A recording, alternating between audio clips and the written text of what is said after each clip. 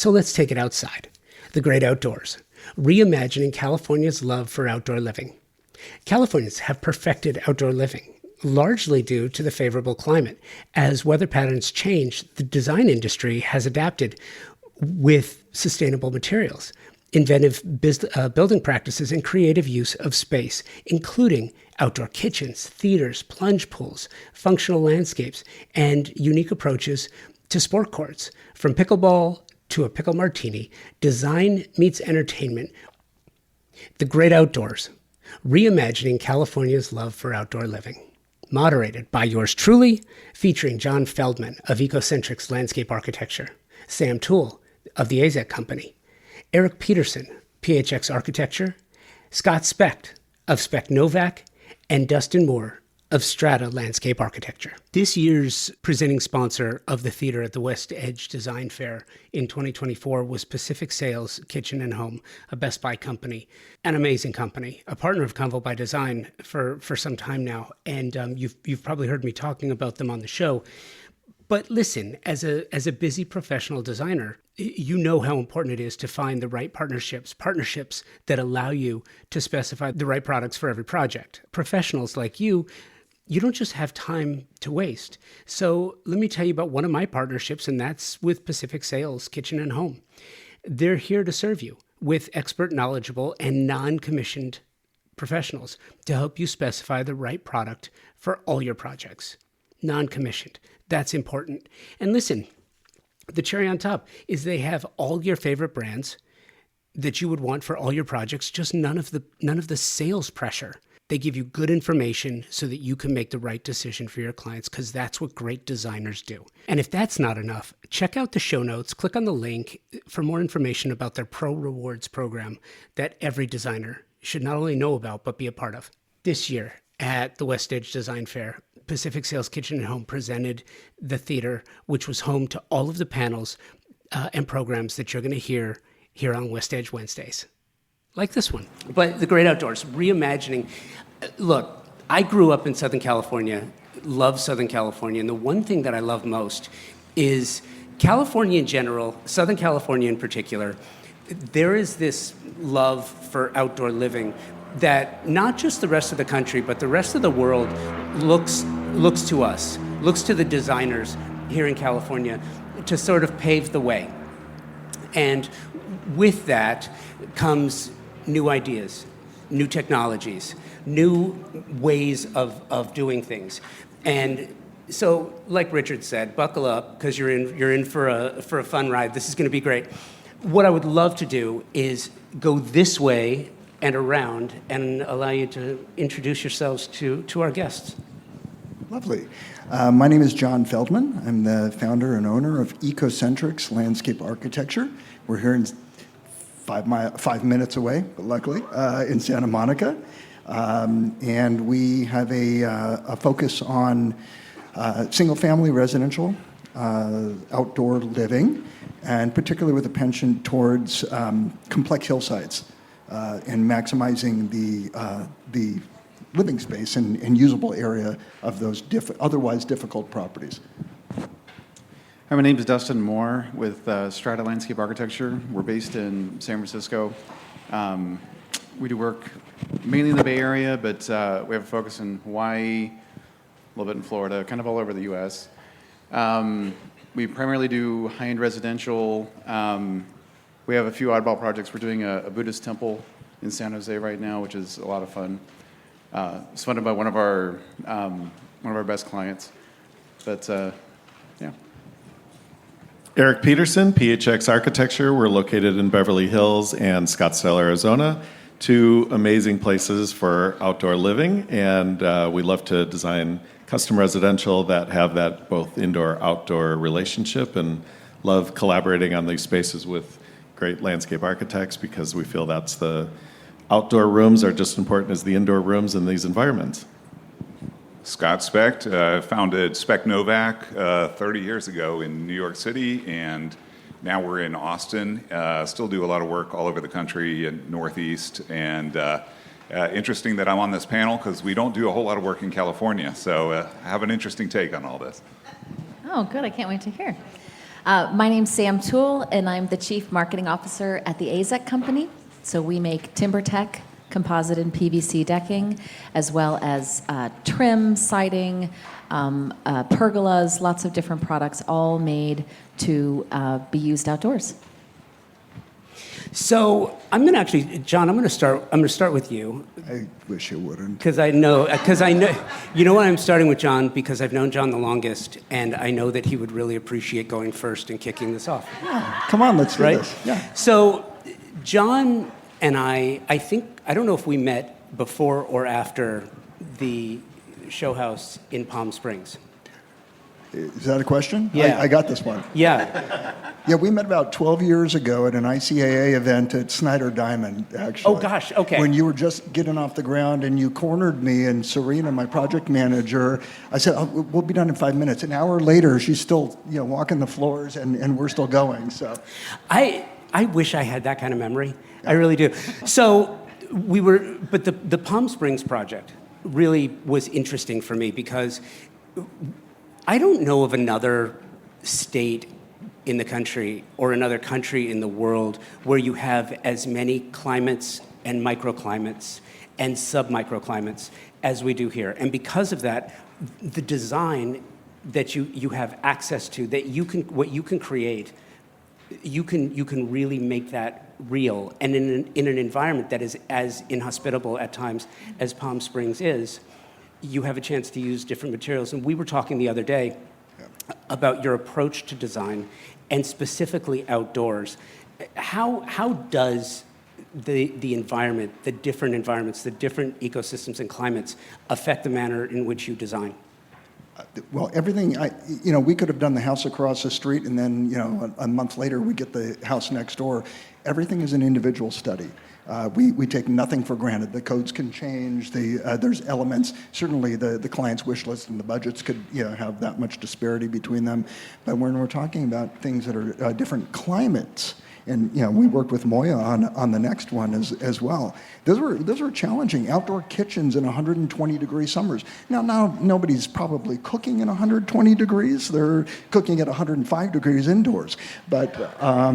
But everything is an individual study. So the plant palettes were entirely new to us.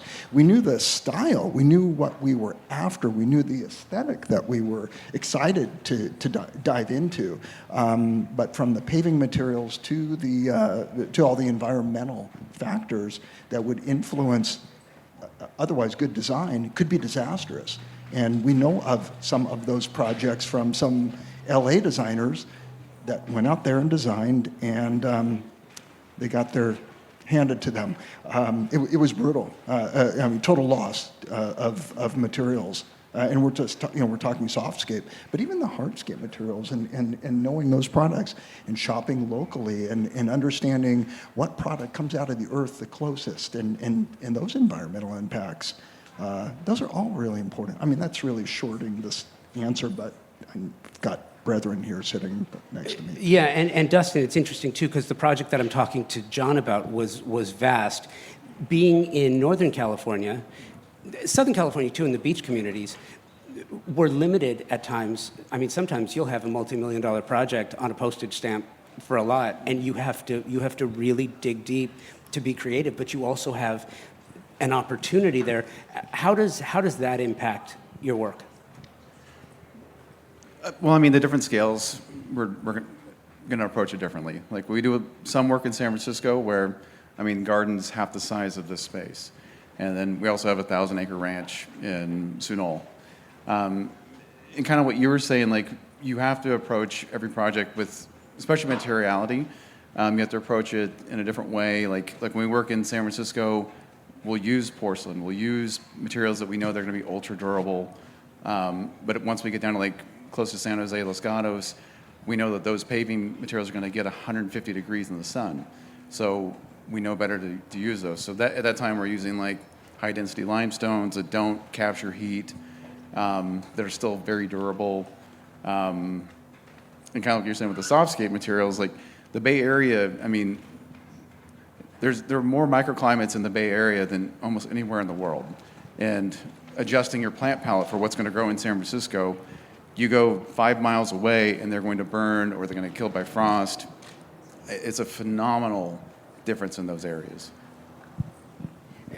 And Eric, it's interesting because for you, what I wanted to do, and I love this sort of yin and yang where we've got the landscape architects sitting next to the architects who, I mean, sometimes there's a little bit of conflict between the indoors and the outdoors.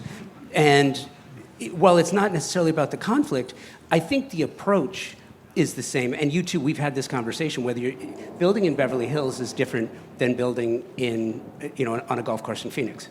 Right. So the sun angles and we're like in Scottsdale, we're trying to protect ourselves constantly from the sun. It's really intense, and so we do want to still have that indoor-outdoor relationship, but we have to give big, deep covered overhangs, which removes the landscape further away from the house. So we like to say, well, we want to see that, having that blend with glass going down to the floor and landscape materials. So we just have to look at it in different ways, maybe doing it on the north side of the house, which then affects the type of plant material you could have. But the traditional way in Scottsdale was all the homes were like courtyard homes. So you had a microclimate on the interior of the house that created a cooler area and the plants could grow, and then you'd have all the natural light in. But you'd have a different scenario for California where we don't need all that overhang. You want the sun to come in and warm you up on days like today.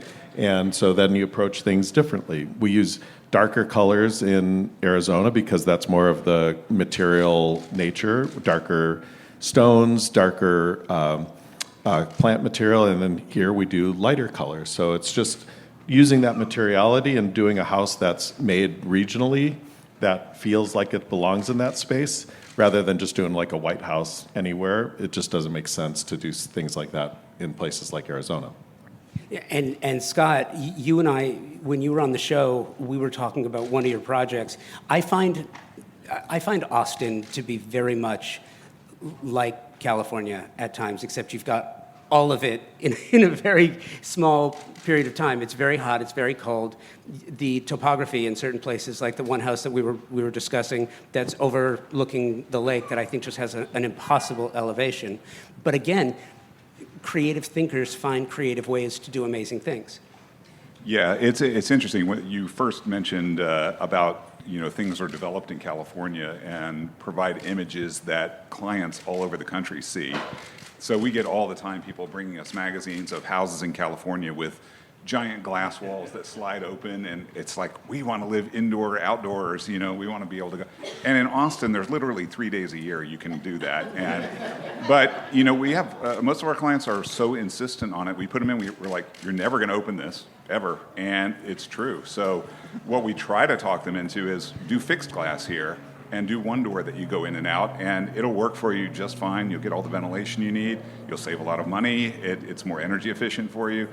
It's hard to get people around that, though. So I blame California for a lot of problems elsewhere. But yeah, it's great. It's doing houses in the Northeast, you run into an inverse problem of a lot of things will grow there that people in the South want, and in Austin, you have like 4 plants that will grow, literally, and you use those same 4 over and over. So we see this mixing of imagery and things from clients, and have to really explain to them and talk to them about what you're looking for and try to find creative ways to use it with the materials that are appropriate for that location.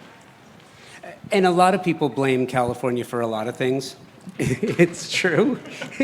But Sam, so it's funny, right? Because hearing this, you get 4 different perspectives. We're talking about the same thing, but you could hear these 4 different perspectives and think we were talking about 4 different topics. Right. How does a company like yours find a way to provide each of these creatives, every creative really, with the types of products and materials that allow them to do things that, to be honest with you, push the boundaries of traditional materials that maybe couldn't stand up performatively to projects like this? Right. Well, the fact is people want to live outdoors. And if you want to live outdoors, you want to live outdoors in a beautiful way that supports the design integrity, the design vision for your entire house. There are spaces for your family to enjoy. There are places that you're investing in for the long term. And yet, by virtue of the fact that you're outdoors, it's really challenging. It's challenging for plants. It's challenging for materials to stand up, to be low maintenance, to have the longevity that you need, to have the other sort of characteristics that make it suitable for the outdoors. So the AZEK company is all about creating products that replace wood in the outside of a home so that it lasts longer. The wood just doesn't last. It just plain old doesn't in the elements. It rots, it warps, it splinters, it's hard to take care of. It's all these things. So it's thrilling to work with architects of this caliber, right, and understand all their needs.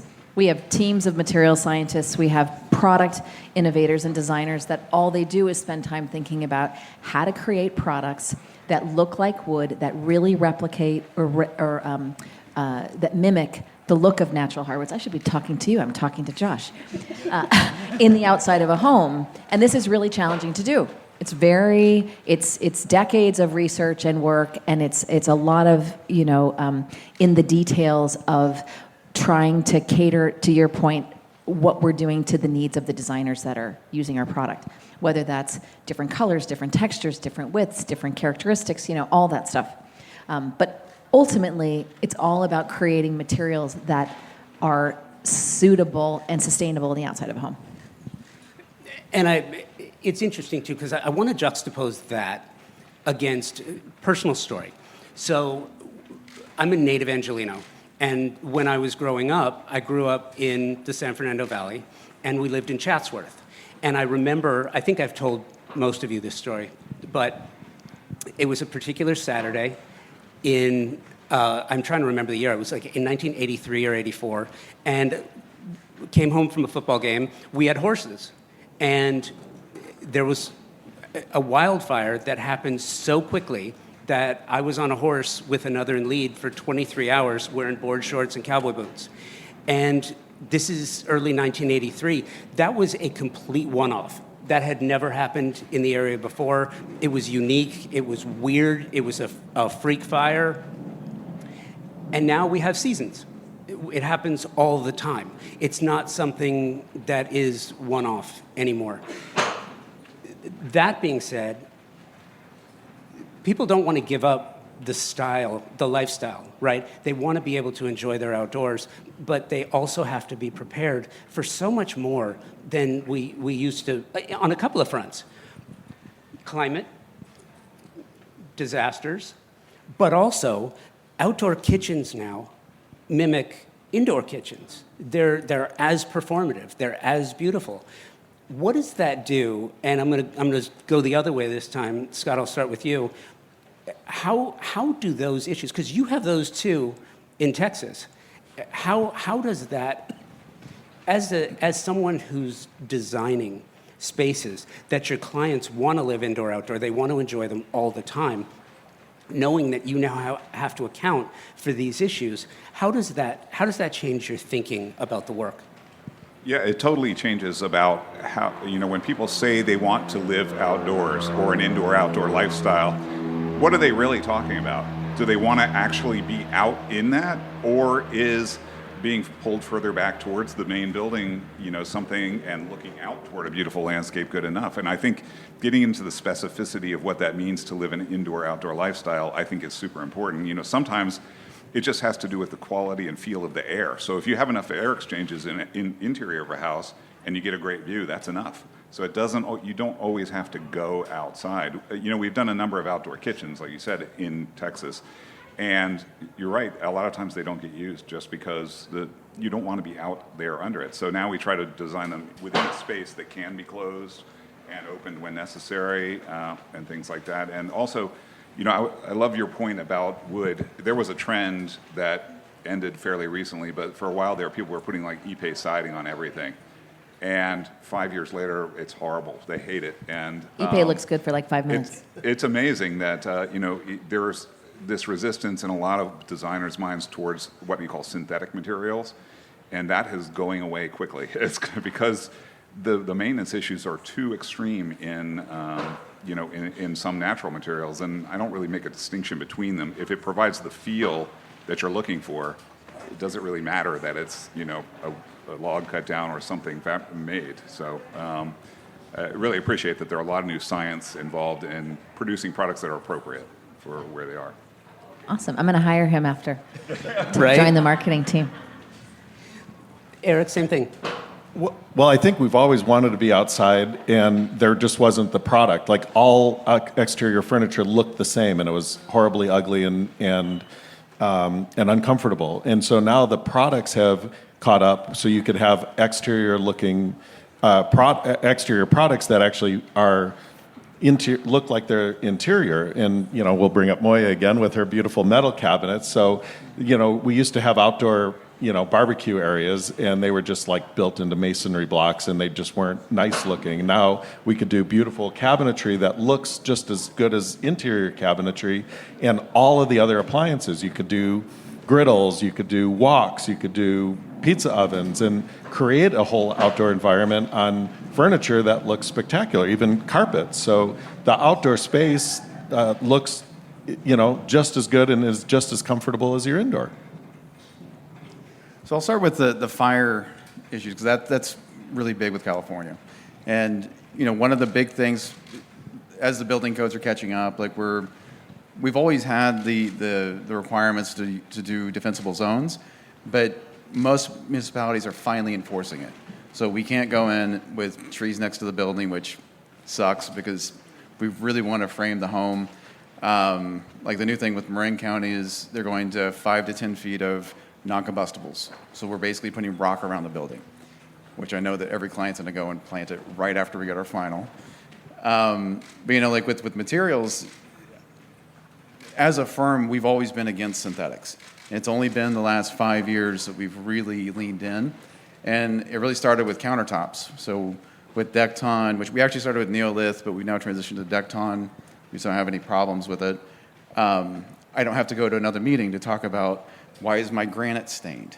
And even though I made them sign a disclaimer that says it's going to stain and I don't want to hear about it, but it saves me that. And with TimberTech, our intro to it was we have a project in Woodside. We're putting in like a 5,000 square foot deck. And with the fire codes, we can't use real lumber because of the fire codes. And TimberTech has highest level rating because it will melt and it won't transmit that fire to the house. So we can have this beautiful deck. I also don't have to have a talk about maintenance where the wood is turned silver, which is beautiful. Half our clients hate it, where the TimberTech products stay looking gorgeous. Ditto. Perfect. It's Thanks, so John. unfair that he had to go after me on Thanks, that one. John. I'll go first with you next time. Okay. I've been saying this for a long time. I've been practicing for 30 years, and for at least 20, our great interior design brethren and architects have been doing interiors in such a way that they have naturally migrated to the outdoors. There's some conflict there for guys like us. We've seen a lot of our more robust work start to, shrivel up, and we're being called by architecture firms, hey, can you shrub it up for us? And we're bigger than that. We're very architectural in our approach. But I've been warning our brethren for a long time that the talent on the indoors is coming fast and hard to the outdoors, and we better get savvy really quickly. So it's not every time that we see things that translate well to the outdoors. The look is phenomenal. The materials aren't sustainable. And that's that disparity that we've seen. And that's why we have to all, no matter what discipline we're in, ask a lot of questions. It was back to the desert thing. I didn't know that you had to turn a cactus the same way as it grew up in the nursery, or else it's going to get sunburnt in the last 5 minutes. So these are the things that we all educate on, and we lean on, every one of us, from the installer to the manufacturer. And I love that TimberTech actually is not only responsive and reactionary, but innovative in bringing products that they are creating profiles in engineered products that actually help to solve design problems. What do you do with the edge of that deck? Well, it's finished out. What if you cut through that material? What's the implications of that? Are we getting cupping? What do we do with that? As we were actually getting with newer stock, cut out of non-rainforests of living material. So it's interesting to see this ebb and flow. Synthetic lawns, We've begun to incorporate some, but that's another cautionary tale. We had just in the San Fernando Valley, we had something in Encino where we had such an exposure that it wasn't that hot, but the railing on the second floor had cast a hot enough reflection that it scorched and melted the lawn and the synthetic turf in the rear yard.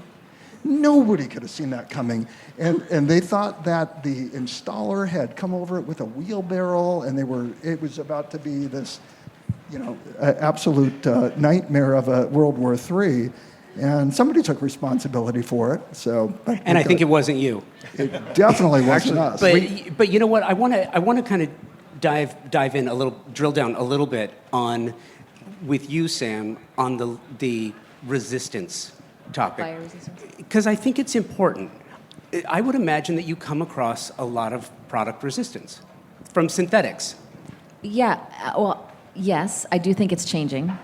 I will tell you that the consumer, we're focused on also educating the consumer because many consumers don't know this is an option for them. They don't know. And they're actually hungry now. We meet with editors of the mainstream home, shelter publications, and they're all saying, people want information. They don't want you to gloss it over. They want to know how a product's made, how it's going to perform, where it's manufactured, what's the history, how did it get invented. There's an appetite for all of that, right? And so learning about the properties of different materials is really important. So when it comes to fire resistance, we, not every single product, but a number of collections in our portfolio, the ones that are made of recycled PVC are Class A flame spread, which means, as you said, it melts. It's not going to be indestructible. It's going to not look good after a fire, but it's going to melt and it's going to prevent the flames from coming into your house. We're also ignition resistant. So that's the top designation, no other product. So that means embers from a fire from the yard or whatever aren't going to catch on. And it's also WUI compliant. There's a staggering number of homes that are in WUI zones today. I want to say it's like 40 million homes or something. It's crazy. There was just a study that came out that said the number of people that have to deal with this is higher than ever, and yet the awareness is lower. People just don't know what their options are. So I think there's a real appetite for that. And as I said before, it's definitely fire, and that's a big topic for us here. But there's other, it's hurricanes that are devastating. It's floods. It's just heat in general. Just the idea of dealing with the contradiction of wanting to live outdoors, wanting this indoor-outdoor life, and having to deal with what that means. When you're trying to make investments in your home, these are not cheap, right? You're investing for the long haul. This is a home that you want to sell someday or pass on to your kids or whatever. You want to make decisions that last, and investments that pay off. So these are all ways that we can do that. I think it's important to note, too, that there's always, and this is kind of what I wanted to touch on, is the resistance to the product. Mere exposure effect is this idea that we gravitate towards the things that we know and have been exposed to. Right. Right? So, well, synthetics has a bad name, right? Yeah. And so that's changing. So early on, when you talk to consumers, they love the idea that they don't have to take care of their deck. They love the idea they don't have to think about it. They love that there's no splinters, but they don't quite believe you that it's going to look good. They still think it's going to look like plastic. It's old school composite. People have heard me tell this story, but I joke. Like I was at a party once because I love our product. I am very passionate about it, and everyone at the party was like, "Wow, it sounds great! It sounds great!" And I get in the car with a friend of mine to drive home, and she's starting the car, and she looks at me and she's like, "But seriously, how does it look?" Like people don't believe it. They just don't. They can't imagine that you could create something like wood is like people have an emotional connection to wood. I mean, wood is wood. It's like it kind of is the epitome of natural beauty. If you think about it, like there's nothing more beautiful than wood, but that's indoors. Outdoors, wood just doesn't last. It just doesn't. And so, we're really always trying to combat that idea and educate people about synthetics. And it's true with lawns too. That's that industry is a good one. But more and more and more, synthetics are you can get the look that you want, that mimics what you're looking for. And I think a younger audience, a younger homeowner audience, is much more amenable to this than the older. The older audience is great because they've been there, done that with the wood situation, or they've been scarred, or they know what it feels like to sand and stain their deck every 3 years, or like, I'm done with that. But the younger millennial homeowner is definitely more amenable in general to anything that saves them time and money and as long as it passes the design test. Well, I think specifically too, as it relates to the residential client and the residential projects, you know, you look at what's being done today by some of the greatest architects and designers. And to your point, John, it has to be a little frustrating when interior designers start encroaching into your space a little bit. You're out there. But at the same time, I think maybe aside from kitchens, I can't think of a space in a residential environment that has undergone such a dramatic change from demand, right? We went for decades and decades, California living, back to this idea, right, where you got the big stone expanse and you got the masonry grill where you just drop a grill into it, or you got the Weber on the side and maybe a smoker if you're really happening. But it wasn't the same thing. But now you look at projects where the indoors is sometimes inferior to what's happening outside. But you don't have the same challenges inside as you do outside. And with that, I think that provides an opportunity.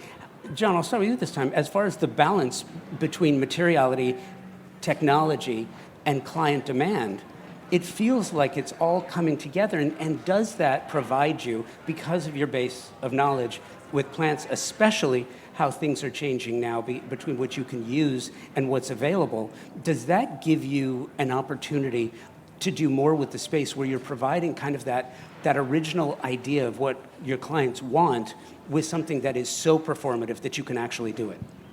Oh, absolutely. I mean, it's always a new, I said this earlier, I don't mean to sound like a broken record.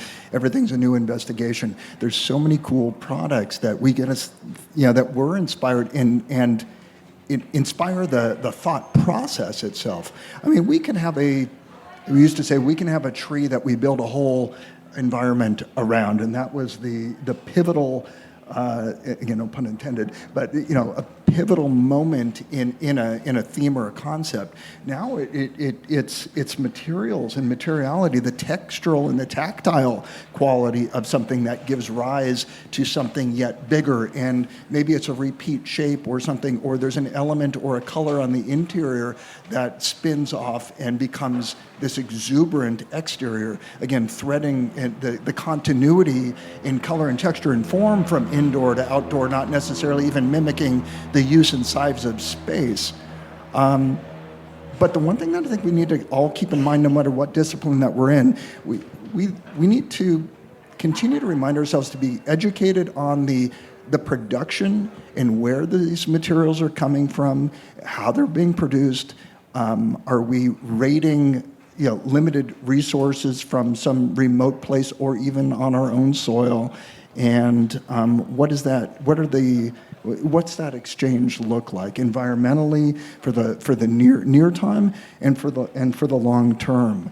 I used to grapple with that a lot more than I've remained conscious about, and shame on me, but I think we all have a social and a global responsibility to know these, besides the aesthetic and performative aspects, what are they dumping into our rivers and streams and leaving in their wake? So that I know that's kind of bigger and broader, but that has to make it into our consciousness, and we have to be mindful about these things as well. Dustin? I think I remember the question.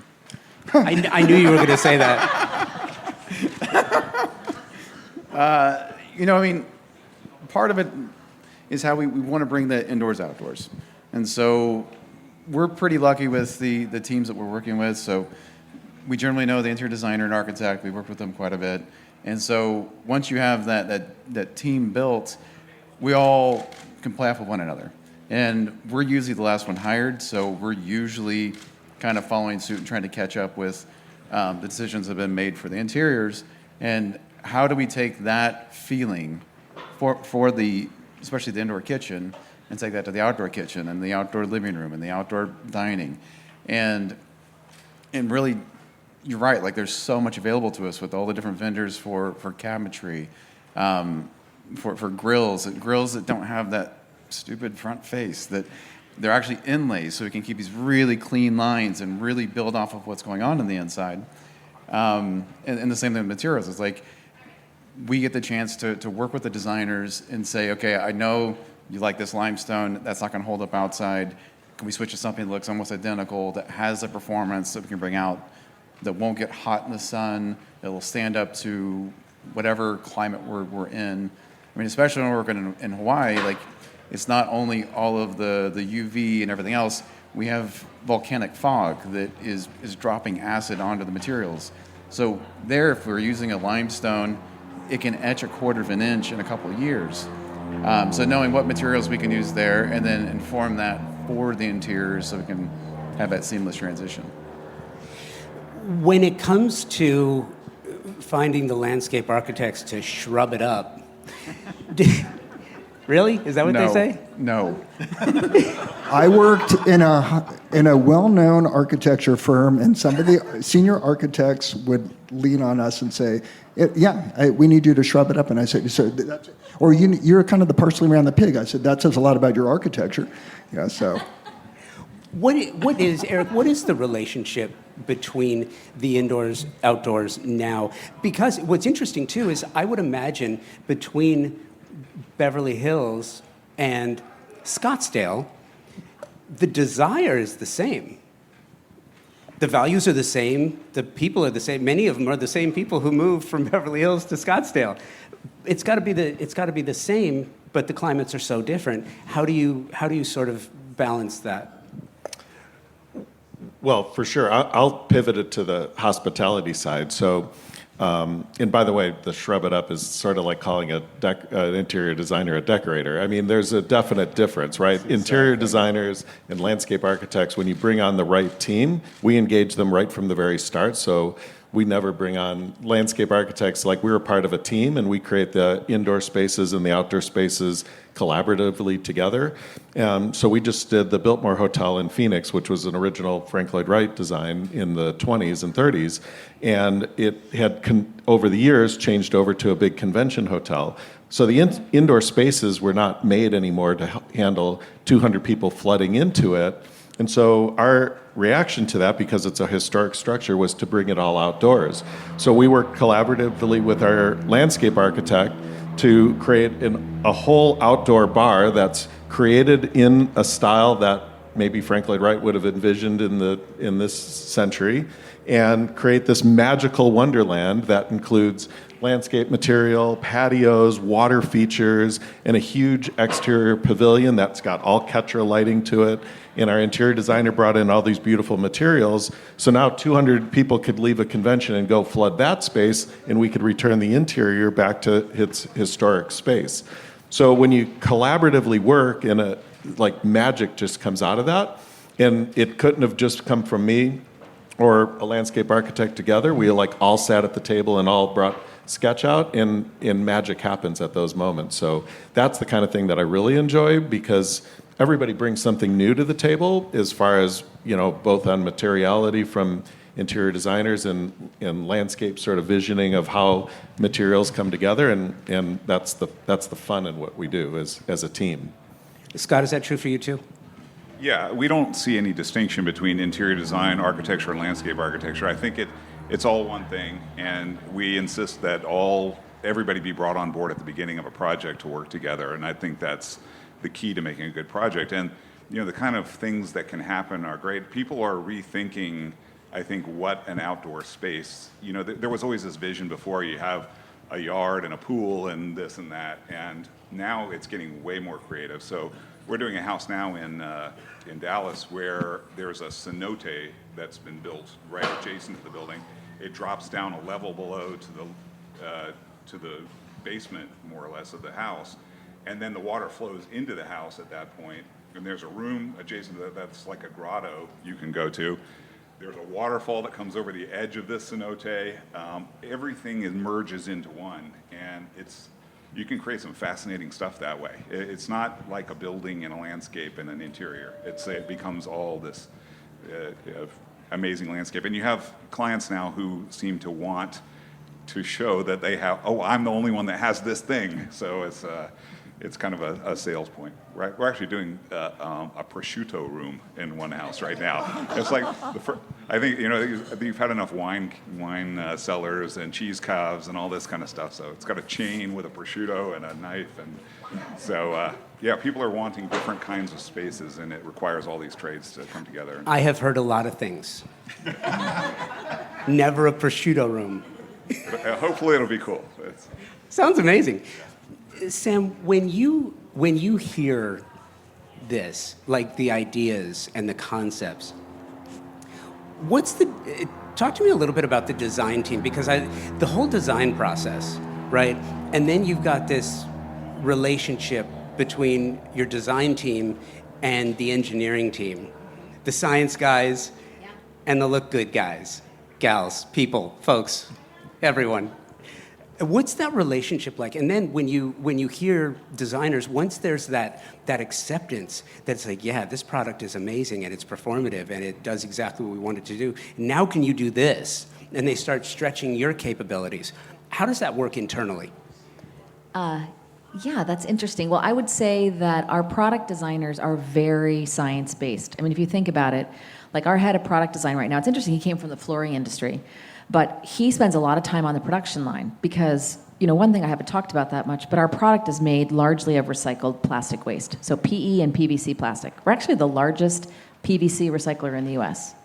So we'll do 600 million pounds of plastic this year that would have gone in the landfill that we grind up and put into these products. So that's a challenge. It's exciting to do all that, but what they're looking at is how to maintain that sort of consumption of recycled material, but then there's a thin layer around it, a virgin material, and that's where all the magic happens. So the designers work very closely with the R&D people to make sure that the way that they're producing it looks as realistic as possible. So this guy can geek out on streaking, color cascading, texture, embossing patterns. I mean, they go deep on all this stuff. So it's definitely a pretty scientific kind of design, if you will, a very trial and error, constantly innovating and working. I think we're honestly, in the last few years, been much more, we always partnered with contractors and builders and our distributors and stuff. I think we're just now partnering much more with designers and architects to understand what they need. Particularly around super high-end materials. Like we replace Ipe in a lot of outdoor applications, and I think our product looks really close to that. It probably got improvements. We know there's more we could do. We know there's more, and so working with people to get that feedback and try to constantly innovate on that is definitely where we're focused. What are your clients, and Scott, I'll start with you on this one. What are your clients asking you for in the outdoor spaces, the manner in which they want to live? What are they asking you for now that maybe they weren't asking you for even 2 or 3 years ago? Yeah, I think it's what I said. They want something different and unusual, and a lot of it also plays into this idea of security as well, because in terms of landscape, the perimeter fence becomes an important part of the whole design. And before it may have been there was no fence around it, or there was something thrown up later that just becomes part of it. I've seen too many homes in slightly denser urban-ish areas where they do an all glass box, modern glass box, and then realize a few minutes later that, oh, I don't like people looking in, and the delivery guy so they end up building some sort of haphazard fence around it. It ruins the entire thing. So now we're starting to work in, the fence design, the security aspects of the house, the views from the house toward the street, and where your delivery people go. I think those are the biggest things, is actually shielding your privacy from the outside world, more or less. And I think that's a big change that's come about. Eric? Our clients want everything. That's the biggest problem. Like they just want.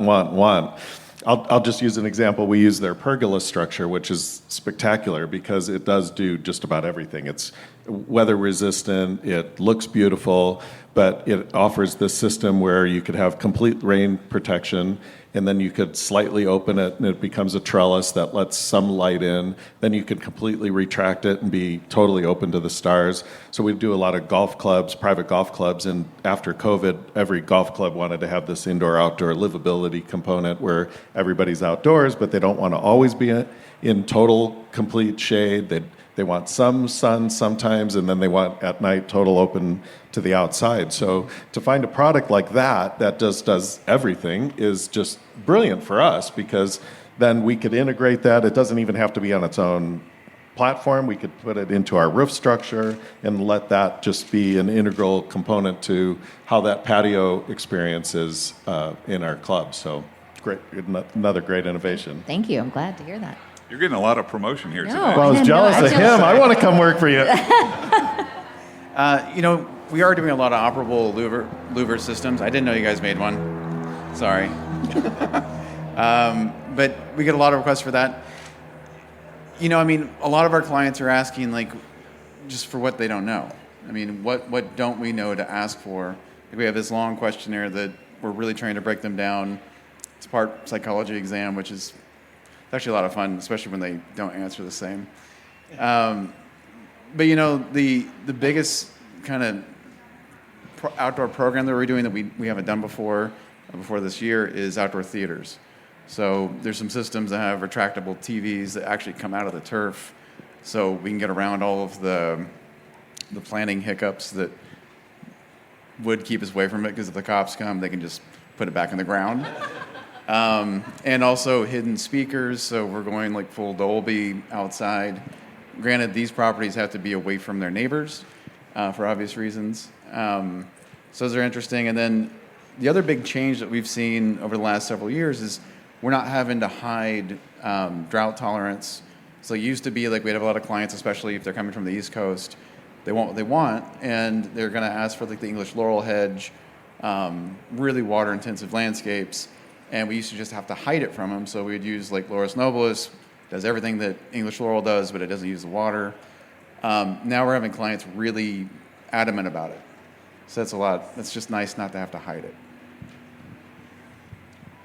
We've got a project that we're just about to get into the city, and it's gone through a lot of iterations. This is a repeat client for us, and she really has us push the limits. Our work tends to be very architectural when we have the opportunity. So the first concept was tunneling out of her basement at a level such that we would be able to take the swimming pool over and have the light coming down into the shaft of this tunnel, and it was going to, not in a cannabis way, it was going to be hydroponics.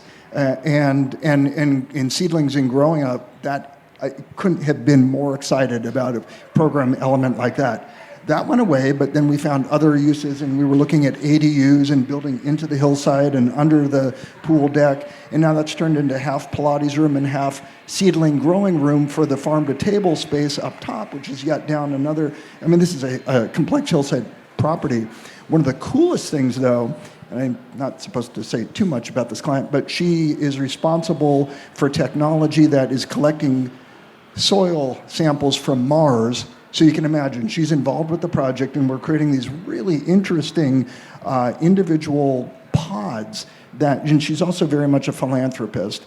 And so she would like to have, as a collective, these various pods, giving one away to each of her neighbors so that they can cultivate their gardens on this property, and they will be perhaps rotational, and because it's out in La Cañada, so it gets some real heat in the summers and some chills in the winters. So it will be responsive to sun angles and irrigation performance. She's playing with all these technologies, so that's fun. This is way different than anything we've done. But really, talk about designing for a client. Yeah, I couldn't have dreamt this would happen in my lifetime. So in my career, so that's pretty cool. That's insane. That's prosciutto? Awesome. I was going to Do say you have outdoor Mars prosciutto. pods? We need to do an outdoor prosciutto. That's exactly what I was going to say. Isn't yours an indoor-outdoor prosciutto room? No? I'll do Hamana Iberico. That being said, I want to sort of flip the script, do it from the other direction. What are some of the greatest challenges you have now? Because look, if you're inside, there are things that you can address directly. that now, I mean, we're talking about fire and fire ratings. We've covered that. But the fact that we've got irregular weather patterns, that sometimes there's drought, sometimes there's a deluge, and you just have more water than you know what to do with, which means now you also have to address drainage, whereas in certain areas, maybe you didn't really have to focus on it that much. Or the fact that, it's not the sun burns hotter, but there's, less UV protection, so things don't necessarily perform the way that they would have years ago. The fact that regulations, I mean, look, at least here in California, Title 24, in addition to the increased fire exposure, fire ratings, things that you guys, your palette has been limited. What are the headaches that you have now, and how do you address those? Specifically outdoors. Yeah, the palette's an interesting thing. I said I felt like my favorite crayons were taken away with newer regulations, but we've worked around that, and it's actually more responsible designing, actually, as it turns out. I think water collection, I think that this county does a terrible job. I mean, we've got a concrete channel that feeds all the water to the ocean. Santa Monica has done a pretty good job in some respects. It's collecting water out of the golf course and trying to recycle.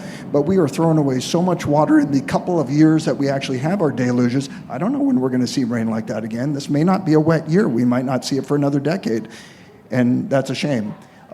We've got very expensive systems for collecting rainwater on site, for which needs to be turned over in a certain amount of time. But if we already had our deluge, how much water's already in the ground? How much water do we need to use that we have to turn over for health reasons in a certain amount of time? It's not working. And so we need your scientists to help develop better technologies around that, and water capture through everywhere from Central Coast on down to San Diego. And we've got a client, he said, I've got 3 acres, I've got my own well water, I can do anything I want. Well, until you poison the aquifer and until you tap out and there is no more water in your own personal well, I mean, it's to no end. We still have water issues, and we have to be mindful of that, at least here in Southern California. It's always been about water. I mean, and such a big part of our degree has to do with water management and working with civil engineers on how to keep water on site, how to filter it, how to be responsible. In California, I mean, we have some of the strictest rules for treating water, so we're lucky that we don't have to fight our clients with that. It's because it's something we just have to do. And with the thing you were talking about, water capture, we've done that over the years, and I wish that it was more efficient. I mean, the problem is if you have that water sitting in a tank, it will start to grow, anything.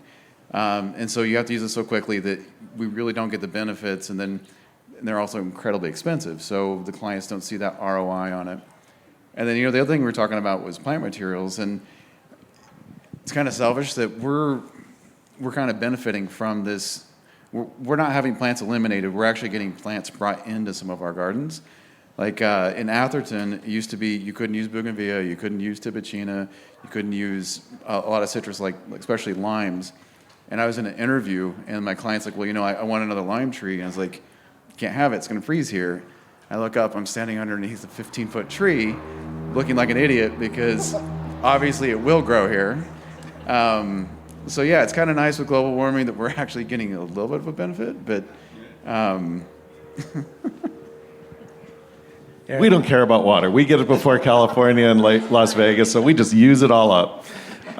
Great, thank you. Our biggest challenge is really climate. It's so funny, our clients want to be outside like all the time, but they want it to be warm. They want it to be cold when they want it to be cold. So we're integrating heaters, misters, ceiling fans, like every type of way to keep the outdoor comfortable, even though they want to be out there and we can't. I mean, we've literally even pumped in forced air conditioning to an outdoor patio in Arizona because they want to be outside, but they still want to have the cold air. So that's really, when we're talking about doing outdoor spaces, still trying to keep the client comfortable is probably our biggest headache. Scott? Yeah, and we're going through a very weird transition time in Austin and a lot of other places where it's only in the past 4 or 5 years that the climate has changed dramatically, and what you can grow has dramatically changed. Like, you could be pretty much assured that you're not going to get a heavy, 2-week-long freeze in Austin. And so plant life, bamboo was everywhere, and potato vines were on all the buildings and everything. Well, you probably read about it, where all the power went out and everything. We had 2-week-long freezes where the streets were solid ice.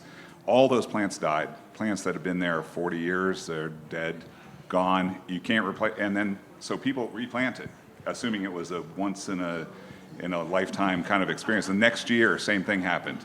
And so now people are not sure what to do. And I think we're in this kind of weird transition phase of like, what plants will survive here? Because you have the opposite extreme. It's getting hotter in the summers, so you have plants that are burning and frying, and so it's really an odd time. I'm not sure where it'll end up. Sam, isn't it interesting when you hear not sure what to do? That's an opportunity. Sure. Yeah. It's a huge opportunity if you can make figure. Plants. Well, I was going to say that too. I was going to say, well, I don't think you're making plants, but talk to me about product development. Learning that you have pergolas.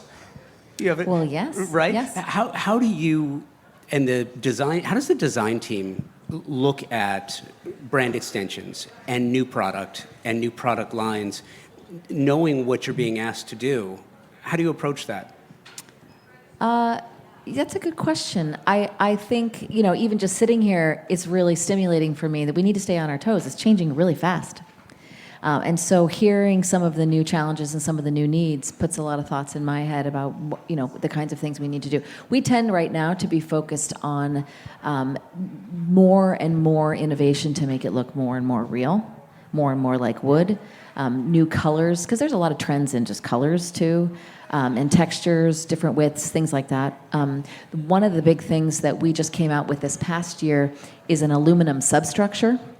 So the decking can be as a sustainable or long-lasting as you want, but if the structure underneath is made of wood and that needs to be replaced in 15 years, then your 50-year decking, is going to look bad because the underneath is warbly. So this aluminum substructure is pretty incredible, not only for fire, but also for the longevity of your deck. So those are areas that we're innovating in to bring other aspects of what we do just to sort of,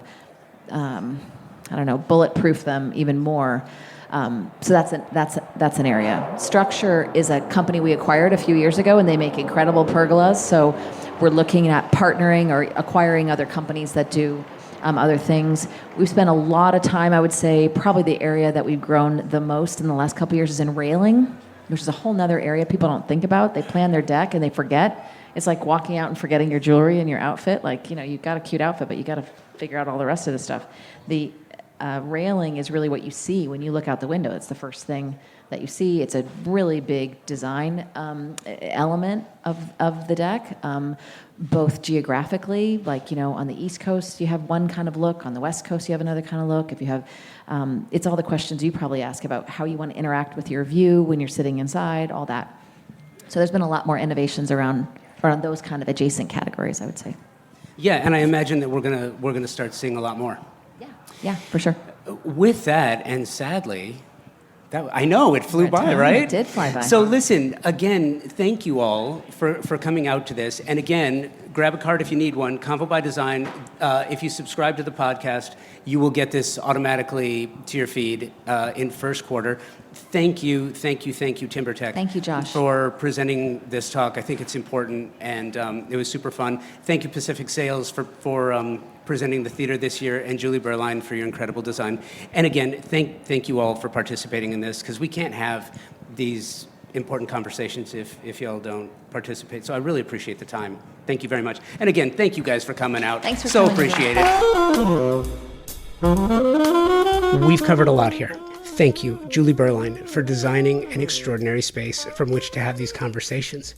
Thank you, Pacific Sales Kitchen and Home, for presenting the WestEdge Theater. Thank you to all of our incredible speakers, panel sponsors like MTech and TimberTech, and of course, our amazing audience who came out, took notes, asked great questions, and provided an incredible energy for these conversations. Enjoy them. Make sure you subscribe to the podcast so you receive all of them, the full panel talks, to your feed the moment they're published. And we'll see you in November at the Barker Hangar for the 2025 edition of the WestEdge Design Fair.